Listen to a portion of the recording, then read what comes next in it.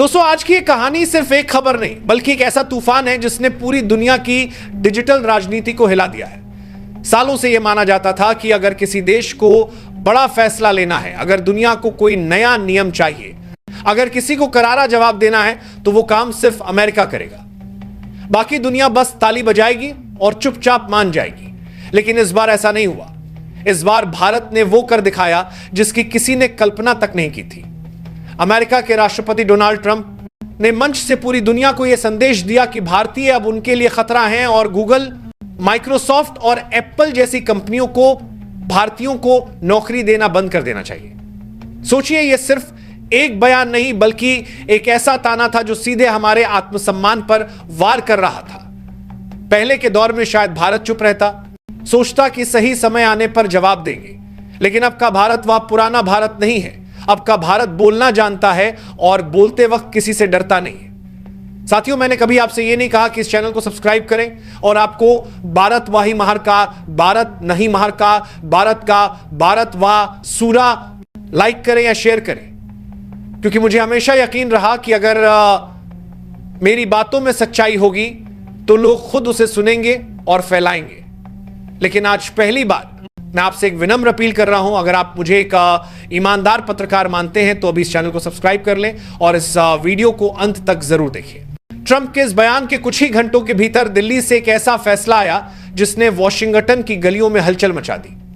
भारत ने एक ऐतिहासिक डिजिटल टैक्स लागू कर दिया। यह टैक्स उन दिग्गज कंपनियों पर सीधा वार था जो भारत से हर साल अरबों खरबों रुपए कमा रही थी लेकिन यहां टैक्स तक नहीं भरती थी। गूगल, अमेजन, एप्पल और मेटा यानी फेसबुक और इंस्टाग्राम जैसी कंपनियां भारतीयों से पैसा कमा रही थी लेकिन टैक्स के नाम पर देश को लगभग कुछ भी नहीं मिल रहा था। सोचिए जरा, गूगल भारत से हर साल लगभग 400 करोड़ का मुनाफा कमा रहा था। अमेजन का कारोबार 35,000 करोड़ से भी ज्यादा था। एप्पल का मुनाफा 1,000 करोड़ से पार था और मेटा का आंकड़ा 1500 करोड़ तक पहुंच गया था। इतना पैसा हमारी जमीन से निकलकर बाहर जा रहा था और बदले में हमें सिर्फ आप एक बड़ा बाजार है का टैग मिल रहा था। भारत ने साफ कह दिया कि अब यह खेल नहीं चलेगा। साल 2020 में सरकार ने इक्वलाइजेशन लेवी लागू की और नियम यह बनाया कि अगर कोई कंपनी भारत के लोगों से कमाई करती है तो उसे भारत को टैक्स भी देना पड़ेगा, चाहे उसका ऑफिस भारत में हो या निकाल में हो, चाहे वह सिर्फ ऑनलाइन काम करती हो या ऑफलाइन। अब से नियम सब पर लागू होंगे। डिजिटल विज्ञापन पर 6% टैक्स और ऑनलाइन प्रोडक्ट व सर्विस बेचने वाली विदेशी कंपनियों पर 2% टैक्स लगाया गया। यह कोई साधारण कदम नहीं था। 2% की तरफ से ऑफलाइन, यह सीधा उन कंपनियों पर चोट थी जिन्होंने भारत को सिर्फ ग्राहक समझा लेकिन कभी बराबरी का हकदार नहीं माना। यह टैक्स दरअसल भारत का वह मास्टर स्ट्रोक था जिसने पूरी दुनिया को यह सोचने पर मजबूर कर दिया कि अब भारत सिर्फ यूजर नहीं बल्कि नियम बनाने वाला देश है। अमेरिका को यह बात सीधे दिल पर लगी। वॉशिंगटन में बैठे बड़े बड़े नेता और बिजनेस लीडर्स अचानक बेचैन हो गए। उन्होंने वर्ल्ड ट्रेड ऑर्गेनाइजेशन का दरवाजा खटखटाया और भारत के डिजिटल टैक्स को एकतरफा और गैरकानूनी करार दिया। लेकिन भारत ने भी साफ शब्दों में कह दिया कि यह किसी देश पर हमला नहीं है बल्कि यह सिर्फ न्याय है। अगर आप यहां से कमाएंगे तो टैक्स भी यही देंगे। नतीजा चौंकाने वाला था।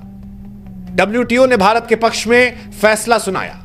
यह वही पल था जब पूरी दुनिया ने स्वीकार किया कि भारत अब सिर्फ एक बाजार नहीं है बल्कि वह एक ताकत है जो खेल के नियम खुद लिख रहा है।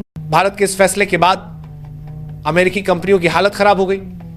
मजबूरी में अमेजन को भारत में लोकल ऑपरेशंस बढ़ाने पड़े। एप्पल ने भारत में आईफोन बनाना शुरू कर दिया और मेटा ने भारत में बड़े बड़े डेटा सेंटर बनाने के प्लान तैयार किए। यानी खेल पूरी तरह पलट चुका था। ये कंपनियां जो अब तक सिर्फ मुनाफा निकालकर बाहर ले जाती थी, अब उन्हें भारत में निवेश करना पड़ा।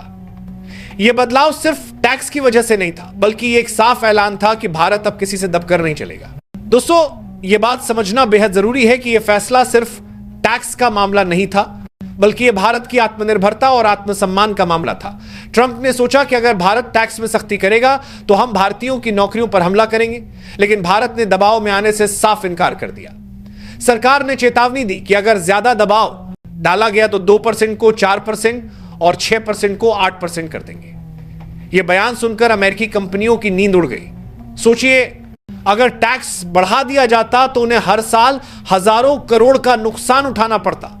यह सिर्फ पैसों की लड़ाई नहीं थी, यह उस संदेश की लड़ाई थी जो भारत देना चाहता था कि अब हमारी जमीन पर खेल के नियम हम लिखेंगे। इस डिजिटल टैक्स का असर सिर्फ कंपनियों पर नहीं पड़ा, बल्कि बाकी दुनिया भी इससे प्रभावित हुई।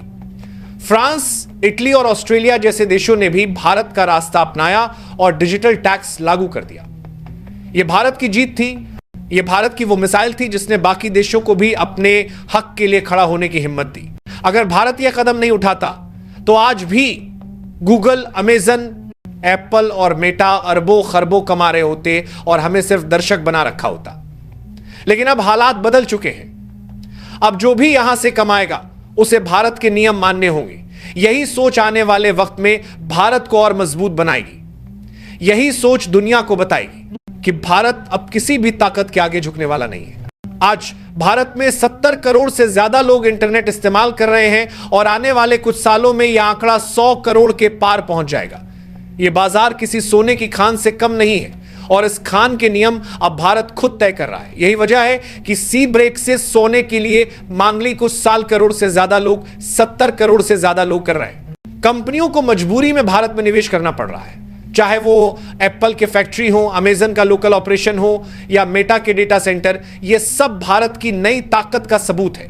दोस्तों, ये कहानी सिर्फ एक टैक्स की नहीं है। ये कहानी है उस बदलाव की जो भारत की आर्थिक नीति में आया है।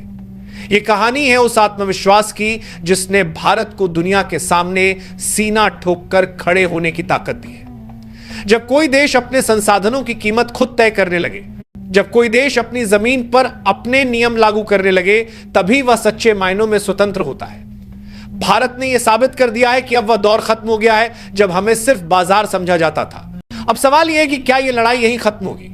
क्या अमेरिका पलटवार करेगा या फिर मान लेगा कि भारत अब वो पुराना भारत नहीं है? क्या आने वाले वक्त में भारत और भी कड़े फैसले लेगा? यह सवाल आज हर किसी के मन में है। लेकिन एक बात साफ है, भारत अब सिर्फ सुनने वाला नहीं बल्कि बोलने वाला देश बन चुका है और उसकी आवाज अब दुनिया भर में गूंज रही है। दोस्तों, अगर इस पूरी कहानी को एक लाइन में समेटना हो तो यही कहा जाएगा कि भारत ने दुनिया को बता दिया है कि अब हम सिर्फ बाजार नहीं बल्कि बाजीगर हैं। सालों तक विदेशी कंपनियां हमारी जमीन से अरबों खरबों का मुनाफा कमाती रहीं, हमारे टैलेंट का इस्तेमाल करके टेक्नोलॉजी की इमारतें खड़ी करती रहीं, लेकिन बदले में हमें कुछ भी नहीं देती थी। भारत को सिर्फ एक उपभोक्ता, एक यूजर, एक ग्राहक समझा जाता था। लेकिन डिजिटल टैक्स लगाकर भारत ने साबित कर दिया कि अब जमाना बदल चुका है। यह फैसला केवल टैक्स का नहीं है, यह उस आर्थिक क्रांति का संकेत है जो आने वाले वर्षों में भारत को दुनिया की सबसे बड़ी शक्ति बना देगा। यह टैक्स एक सख्त नियम से ज्यादा एक मास्टर स्ट्रोक था जिसने अमेरिका जैसे महाशक्तिशाली देश को भी झुकने पर मजबूर कर दिया। अमेरिका की कंपनियां जो भारत से कमाई करती थी लेकिन बदले में कुछ नहीं देती थी, अब उन्हें न सिर्फ टैक्स देना पड़ा बल्कि भारत में निवेश करना भी पड़ा। यही वजह है कि एप्पल को भारत में आईफोन बनाने पड़े, अमेजन को लोकल ऑपरेशंस बढ़ाने पड़े और मेटा को यहां डेटा सेंटर बनाने के प्लान तैयार करने पड़े। दोस्तों, यह जीत सिर्फ भारत की नहीं बल्कि हर उस देश की जीत है जो अपने हक के लिए खड़ा होने की हिम्मत रखता है। भारत ने दुनिया को रास्ता दिखाया और फ्रांस, इटली और ऑस्ट्रेलिया जैसे देशों ने भी डिजिटल टैक्स लागू किया। यानी भारत अब सिर्फ एक देश नहीं बल्कि एक लीडर बन चुका है जो दुनिया को दिशा दिखा रहा है। आज भारत 70 करोड़ से ज्यादा इंटरनेट यूजर्स के साथ डिजिटल दुनिया की सबसे बड़ी ताकत है और आने वाले कुछ सालों में यह संख्या 100 करोड़ से पार जाएगी। ऐसे में यह टैक्स सिर्फ सरकार की कमाई का साधन नहीं बल्कि एक संदेश है कि अब जो भी हमारी जमीन से मुनाफा कमाएगा उसे हमारे नियम मानने ही पड़ेंगे। दोस्तों, यह कहानी हमें यह सिखाती है कि जब कोई देश अपने आत्मसम्मान और आत्मनिर्भरता के लिए खड़ा होता है तो पूरी दुनिया उसकी ताकत को मानने के लिए मजबूर हो जाती है। भारत ने ट्रंप के बयान का जवाब भाषण से नहीं बल्कि एक फैसले से दिया और यही वो नया भारत है जो अब किसी से दबकर नहीं बल्कि डटकर खेलता है। तो निष्कर्ष साफ है, यह सिर्फ डिजिटल टैक्स नहीं बल्कि भारत का डिजिटल क्रांति का बिगुल है। यह उस सोच का ऐलान है जो कहती है अब खेल बराबरी का होगा, अब नियम भारत लिखेगा और अब किसी भी महाशक्ति को भारत की आवाज़ को नजरअंदाज करने की हिम्मत नहीं होगी।